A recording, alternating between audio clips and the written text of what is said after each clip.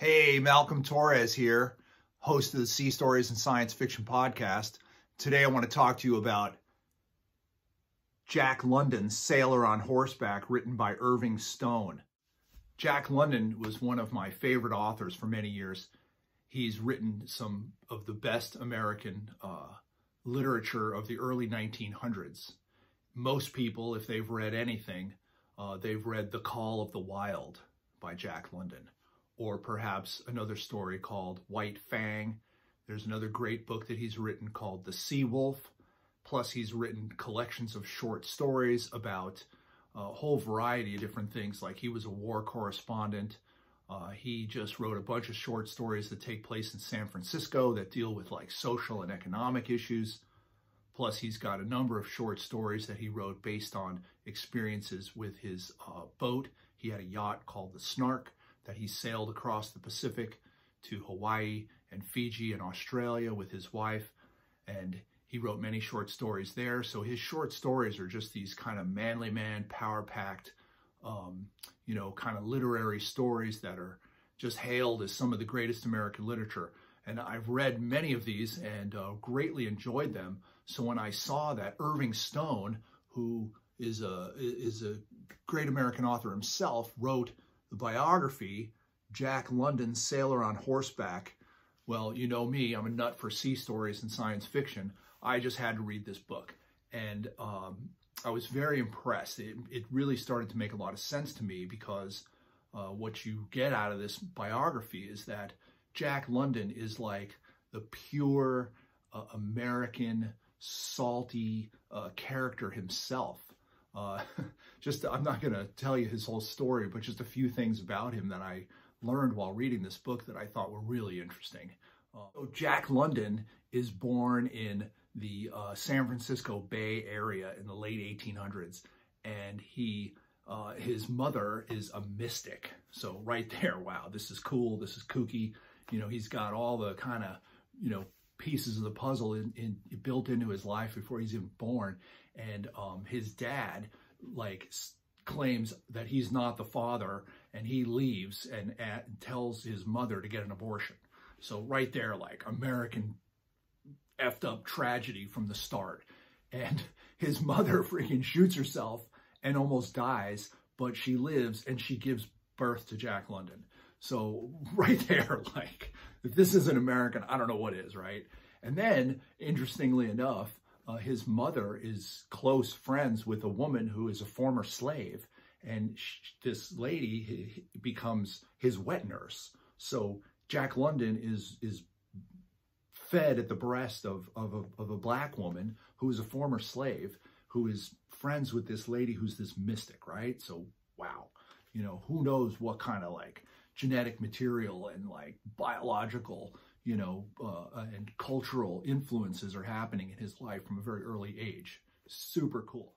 So Jack London's mother meets this guy, they fall in love, and they grow up and they form this stable household with this other woman, this African-American woman who is close with their family. And this is the environment he grows up in, which is pretty cool. And then as a teenager, of course, being in San Francisco, he is on sailboats and is a oyster pirate in San Francisco Bay. So he's got these adventures going on from the time he's a little kid. He goes to college in San Francisco, and he ends up dropping out and goes to Alaska to join the gold rush. And he almost starves to death and almost has snow blindness. And, he doesn't make his claim in striking gold, but what he does get is stories about the gold rush, about wolves, about Alaska, about the wilderness. And he writes these stories, right? He starts writing these stories. He's really a self-made guy. He doesn't have connections in the publishing industry. He's not attending, Stanford University in the literature program. He doesn't really know anyone, and he's submitting stories to magazines, and he gets picked up. It just so happens in the early 1900s that the printing press technology was at the point where it was becoming very easy to print and produce magazines very inexpensively and to mail them to people all over North America and all over the world. So at that time, the short story in American literature just took off.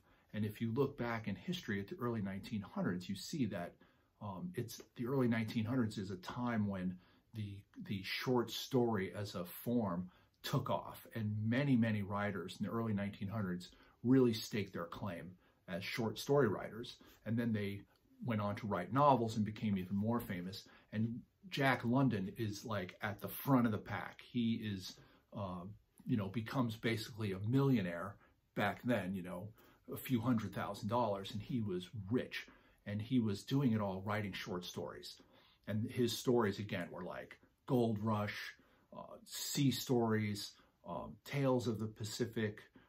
He wrote a lot of journalism around labor, strife. He did war correspondence in Japan and in China and Korea in the early 1900s. So just a really fascinating, amazing guy.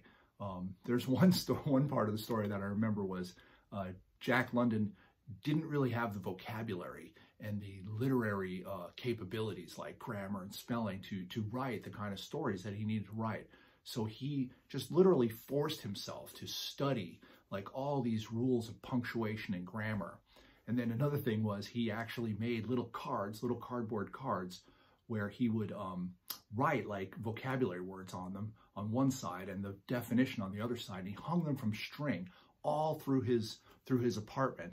And like he was walking around and these words were literally like in his face every time he was doing anything in his apartment. So if he was cooking something or like, reading or just walking from one room to the other, he would see these words and he was constantly like studying them and trying to use them in sentences. So, again, like just that real American spirit of just pushing yourself to become, great, to push yourself to become successful. Jack London proves that out. So amazing, amazing life. He goes on to buy a boat called the Snark. It's a yacht, and he goes to Hawaii and Fiji and Australia. He is married several times, has several children. He buys a big piece of land in Northern California, and he tries to start his own, his own special type of agricultural system. But, his life ultimately ends in a bit of tragedy, which, I'll leave it up to you to find that out, what happens to him. But again, great story of the life of Jack London, Sailor on Horseback, written by Irving Stone. Just an amazing biography. Tells you a lot about American history, the history of literature in the early 1900s, and especially about the author, Jack London. So highly recommended. Before I let you go, I just want to do a quick shout out for the podcast, the Sea Stories and Science Fiction podcast. I've got 35 episodes on there, all great, salty old sea stories from the 1800s. And I'm currently sourcing newer, more contemporary stories and interviews with a number of folks, and looking to be putting out season 2 of the podcast here pretty soon. And if you do like sea stories and science fiction, I'd just like to do a quick shout out for one of my books. It's called Sailors Take Warning, and it's a contemporary book. It takes place on an aircraft carrier in the U.S. Navy, and it's like a horror sci-fi story. If you're into that kind of thing, you can find that on all the websites where you would buy paperbacks and ebooks.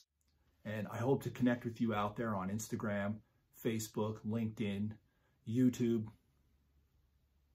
Thanks for joining me.